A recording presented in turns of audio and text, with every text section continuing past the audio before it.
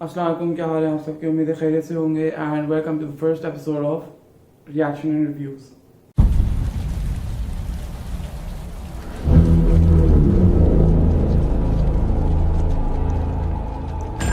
Police! Hands up! Stay still! Get out of here!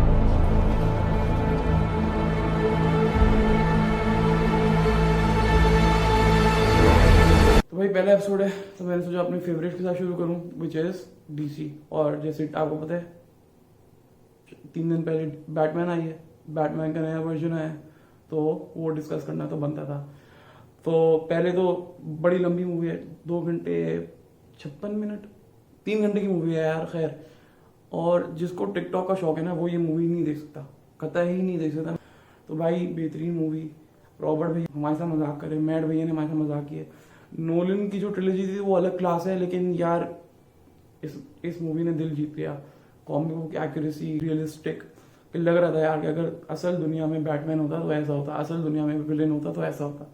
तो भाई scene ये है कि इसमें रॉबर्ट पैटिंसन है, आपने उसको टॉयलेट में देखा होगा या हैरी पॉटर में देखा होगा। जोई क्रैविट्स जो जेसन मोमोआ एक्वामैन की स्टेप डॉटर है, जॉन टर्टुरो जो कार्माइन फैल्कोन है ट्रांसफॉर्मर्स में होते हैं, Colin Farrell Penguin amazing, Paul Dano newcomer है, he is the Riddler. You might have also seen Jeffrey Wright who voices Watcher in What If Marvel का। तो यार बड़ी अमेजिंग कास्ट, बहुत ही स्पॉट ऑन कास्ट। आपने pictures अगर नहीं देखी फेसबुक पे यार के रॉबर्ट पैटिंसन, जोई क्रैविट्स, क्या कैट वुमन, क्या बैटमैन, तो यू आर मिसिंग आउट।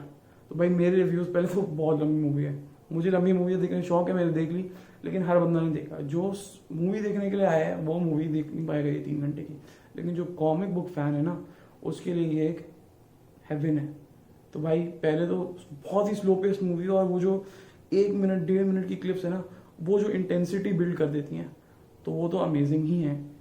और राइट ऑफ द बैट मैं इस मूवी को दूंगा 8.5 आउट ऑफ 10।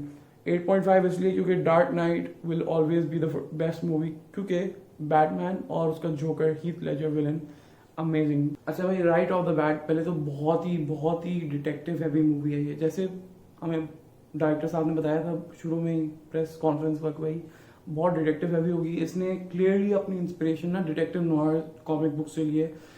हम इस मूवी में पिछली मूवीज की तरह उसमें भी डिटेक्टिव वर्ड था, लेकिन टू द ट्रू एसेंस क्या है, बैटमैन क्राइम सीन पे जा रहे, डिटेक्ट वो क्राइम सीन सॉल्व कर रहे हैं।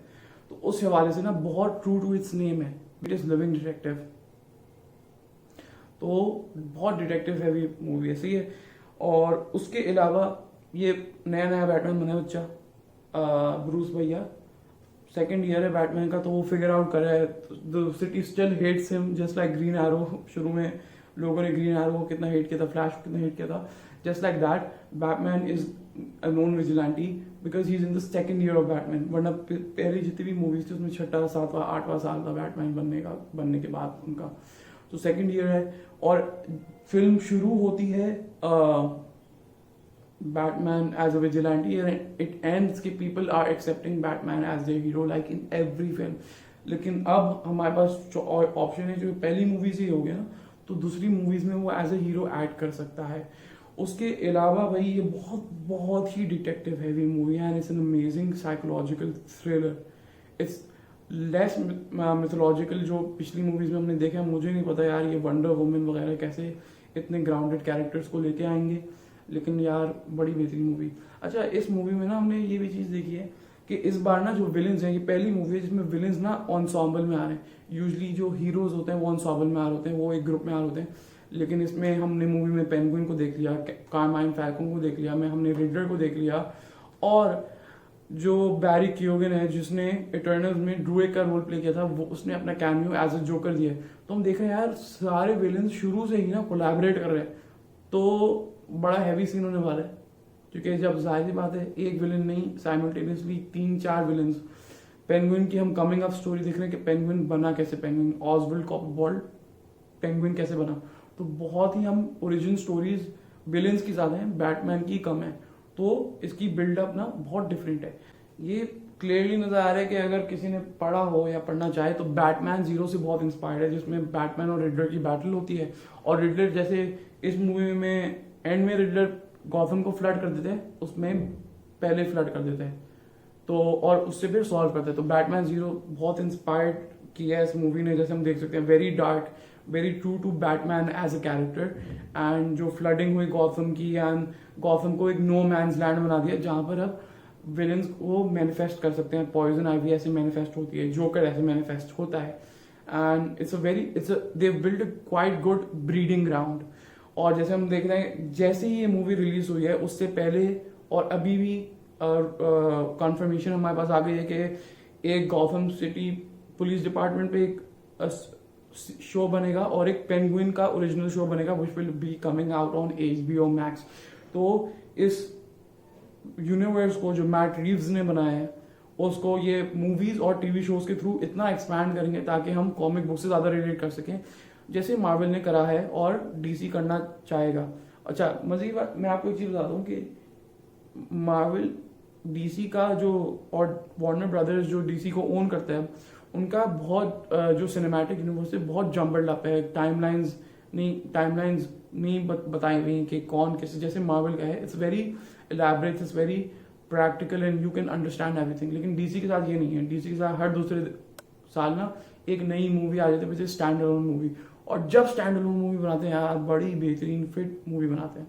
मेरे कुछ थॉट्स है कि यार इस मूवी को कैसे लेके चल सकते हैं आगे। जाहिर सी बात है, हमें ट्रिलॉजी का वादा हो गया कि भाई ट्रिलॉजी बनेगी तो बनेगी अब। तो भाई एक तो बैटमैन हश एक कैरेक्टर है जो टॉमी एलियट है, ब्रूस वेन का राइवल। उसको जब पता चलता है ब्रूस वेन बैटमैन है तो वो अपने आप को एक इविल पर्सोना बनाता है हश की। तो that is also very grounded villain. तो मोस्ट प्रॉब्ली वो कोर्ट ऑफ आउल्स और ग्राउंडेड विलन हश आएगा अगली मूवी में। उसके अलावा Batman and the venom addict, अगर आपने लास्ट सीन देखा और आप देखेंगे तो जब बैटमैन को गन शॉट लगते हैं यहाँ पर चेस्ट पे and he gets paralyse and he gets thrown off, Catwoman उसको बचाने आती है ज़ोई क्राविट्स।